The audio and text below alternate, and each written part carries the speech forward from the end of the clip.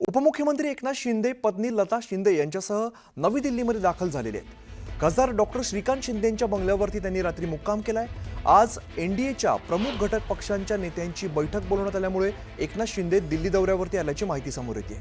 या दौऱ्यादरम्यान एकनाथ शिंदे पंतप्रधान नरेंद्र मोदी आणि गृहमंत्री अमित शहा यांची भेट घेत आहेत। त्यामुळे शिंदेंच्या दौऱ्याकडे राजकीय वर्तुळाचं लक्ष लागलंय।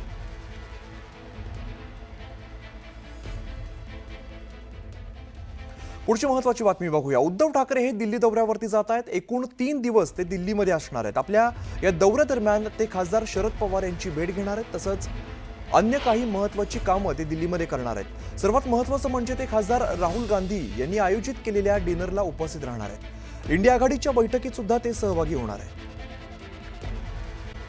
शिवसेना मुख्य नेते आणि उपमुख्यमंत्री एकनाथ शिंदे हे कालच रात्री नवी दिल्लीमध्ये दाखल झाले। आज ते एनडीएच्या वरिष्ठ नेत्यांची भेट घेणार आहेत। तसंच शिवसेना खासदारांसोबतही बैठक घेणार आहेत। उपमुख्यमंत्री एकनाथ शिंदे यांची पंतप्रधान नरेंद्र मोदी आणि केंद्रीय गृहमंत्री अमित शहा यांच्यासोबत बैठक होणार असल्याची माहिती वरिष्ठ सूत्रांनी दिली आहे। तसंच शिवसेनेच्या राष्ट्रीय कार्यकारिणीतील नेत्यांशी एकनाथ शिंदे चर्चा करणार असल्याची माहिती मिळते। तर दुसरीकडे शिवसेना उद्धव बाळासाहेब ठाकरे पक्षाचे पक्षप्रमुख उद्धव ठाकरे आज दुपारी 3 वाजता नवी दिल्लीमध्ये दाखल होत आहेत। पक्षप्रमुख उद्धव ठाकरे यांचा 3 दिवसांचा नवी दिल्लीत दौरा आहे आणि यावेळी ते इंडिया आघाडीच्या सर्व घटक पक्ष नेत्यांच्या बैठकीला उपस्थित राहणार आहेत। तसंच काँग्रेसचे नेते राहुल गांधी यांच्या निवासस्थानी स्नेहभोजनाला देखील ते उपस्थित राहणार आहेत। यावेळी उद्धव ठाकरे त्यांच्या पक्षातील खासदारांसोबत देखील बैठक घेणार आहेत आणि राज्यात येत्या काही महिन्यात होऊ घातलेल्या स्थानिक स्वराज्य संस्था आणि महापालिका निवडणुकांच्या संदर्भात दोन्ही शिवसेनेचे नेते त्यांच्या सहकारी पक्षांच्या नेत्यांशी नवी दिल्लीत राजकीय रणनीती आणि नव्या समीकरणांवर देखील सविस्तर चर्चा करणार असल्याची माहिती मिळते।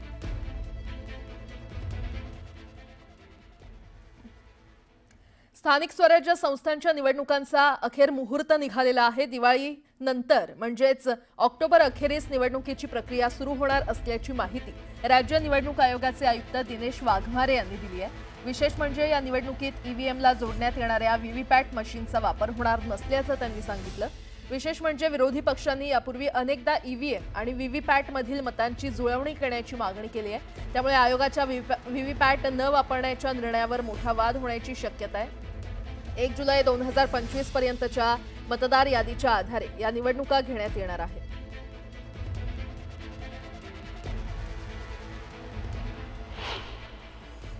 स्थानिक स्वराज्य संस्था इलेक्शनमध्ये व्हीव्हीपॅट जे आहेत व्हीव्हीपॅट सुद्धा वापरत नाही, कारण व्हीव्हीपॅट वापरणं शक्य होत नाही।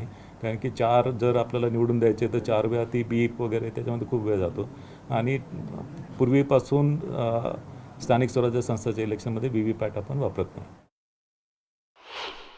निवडणूक आयोगाने तर सगळी लाज शरम जी आहे ती गुंडाळून ठेवून दिली आहे। एकामागे एक अत्यंत चुकीची आणि सगळी फ्री अँड फेअर ची जी प्रणाली आहे गुंडाळून ठेवण्याचं काम हे निवडणूक आयोगाच्या माध्यमातून करण्यात आलेलं आहे। आम्ही म्हणतो व्हीव्हीपॅटची 100% मोजणी करा आणि त्यांनी तर आता व्हीव्हीपॅटच बंद केलंय।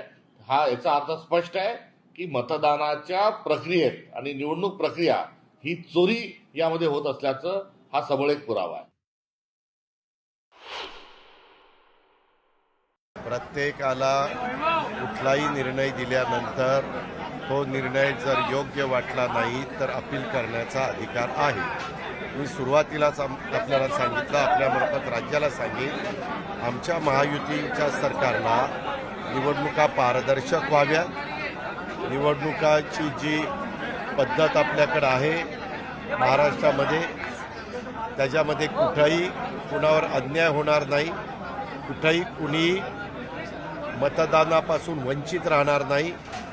तो आपल्या महाराष्ट्रामध्ये राहणारा मतदार असेल तर प्रत्येकाला मतदानाचा अधिकार मिळाला पाहिजे, अशाच प्रकारची भूमिका सरकार म्हणून आमची आहे। जेव्हा ते हरले तेव्हा त्यांनी ईव्हीएमवर व्हीव्हीपॅटवर सर्व याच्यावर त्यांनी आरोप केले, निवडणूक आयोगावर पण आरोप केले। परंतु जेव्हा ते जिंकले तेव्हा ईव्हीएम चांगला आहे, निवडणूक आयोग चांगला आहे, सर्व चांगलं आहे। हे काय रडीचा डाव आहे खरं म्हणजे। आणि म्हणून यामध्ये जे काय ट्रान्सपरन्सी असली पाहिजे मतदारांमध्ये आणि जनतेमध्ये, अशीच भूमिका आमची सरकारची आहे।